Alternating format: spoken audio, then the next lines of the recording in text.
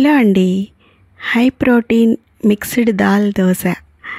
దీనికి కావాల్సింది పెసరపప్పు, మినప్పప్పు, శనగపప్పు, కందిపప్పు, ఇవన్నీ 4 రకాల పప్పుల్ని ఒక్కొక్క గ్లాస్, మనము ఎక్కువ అవుతుంది అనుకుంటే చిన్న కప్పుతో అయినా సేమ్ అన్నీ కూడా ఒకే కప్ తోటి అన్నీ కూడా తీసుకుని, బియ్యం కూడా అదే కప్ తోటి తీసుకోవాలి. అన్నీ ఒకే గిన్నెలోకి వేసేసుకుని శుభ్రంగా 4-5 సార్లు కడిగి, తర్వాత మనం మంచినీళ్ళు పోసుకుని నానబెట్టుకుని 4-5 గంటలు నానితే చాలా బాగుంటాయి. బాగా సోక్ చేసి దీనిలోనే మనం మిక్సీ వేసేటప్పుడు పచ్చిమిర్చి, అల్లం, కరివేపాకు కూడా నేను కొంచెం వేస్తున్నాను. ఎందుకంటే ఇలా దోశల్లో కరివేపాకు వేయడం వలన ఆ కరివేపాకు ఫ్లేవర్ మనకి దోశకి పడుతుంది. అలాగే కరివేపాకులో కూడా కాల్షియం చాలా ఎక్కువగా ఉంటుంది, ఐరన్ చాలా ఎక్కువగా ఉంటుంది. ఈ పప్పులన్నిట్లో ఏమో ప్రోటీన్ ఎక్కువగా ఉంటుంది. డైజెషన్ కోసం అల్లం, అలాగే జీలకర్ర కూడా డైజెషన్కి బాగా హెల్ప్ అవుతుంది. అందుకని అవి కూడా వేసుకోవాలి. ఇంగువ కూడా వేసుకుంటే వేసుకోవచ్చు దీనిలోనే మనం. కొంతమంది ఈ దోశల్ని పచ్చిమిర్చితో కాకుండా ఎండుమిర్చితో కూడా చేస్తారు.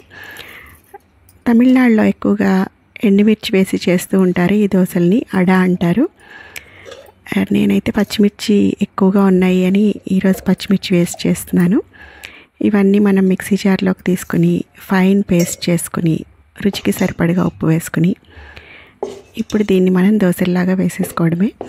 దోశ పైన కూడా ఉల్లిపాయలు, క్యారెట్ తురుము, పచ్చిమిర్చి ఇవన్నీ వేసుకుంటే ఇంకా చాలా టేస్టీగా ఉంటాయి. ఎవరైనా వెయిట్ లాస్ కోసం ట్రై చేసేవాళ్ళు కూడా ఇలాంటి దోశల్ని ఒక్క దోశ తిన్నా కూడా చాలా ఫిల్లింగ్గా, చాలా హెవీగా ఉంటుంది. 1-2 దోశలు తిన్నా చాలా ఫిల్లింగ్గా అనిపిస్తుంది. అలాగే శరీరానికి కావాల్సిన ప్రోటీన్స్, కార్బోహైడ్రేట్స్, అలాగే వైటమిన్స్ అన్నీ కూడా అందుతాయి. దీన్ని నేను ఎక్కువగా వెజిటేబుల్ చట్నీతోటి సర్వ్ చేస్తూ ఉంటాను. వెజిటేబుల్ చట్నీ అయితే వెజిటేబుల్స్ కూడా మనకి వస్తాయి కదా, దానిలో ఉండే పోషకాలు కూడా వస్తాయి. అందుకు చూసారుగా ఎంత కలర్ఫుల్గా ఉందో. ఉల్లిపాయలు, పచ్చిమిర్చి, క్యారెట్ తురుము ఇవన్నీ వేసేసాను. ఆయిల్ కానీ నెయ్యితో వేసుకున్నా కూడా ఈ దోశ చాలా చాలా బాగుంటుంది. చక్కగా 2 వైపులా సిమ్లో పెట్టి కాల్చుకుని,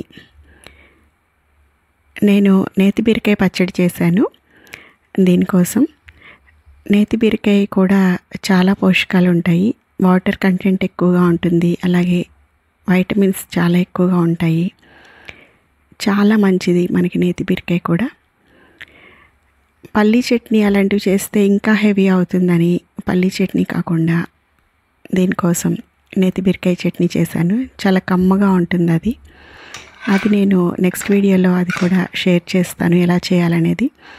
చూశారు కదా. ఇలాంటి మంచి వీడియోస్ కోసం, మంచి రెసిపీస్ కోసం తప్పకుండా మన ఛానల్ని సబ్స్క్రైబ్ చేయండి, లైక్ చేయండి, షేర్ చేయండి. Thank you.